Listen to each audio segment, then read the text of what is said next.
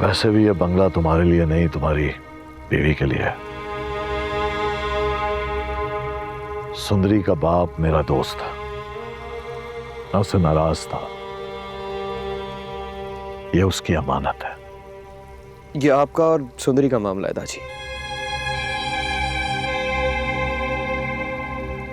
अच्छा खैर, तुम जाओ, तुम्हें सुबह अम्मा पप्पो को कराची लेकर जाना है।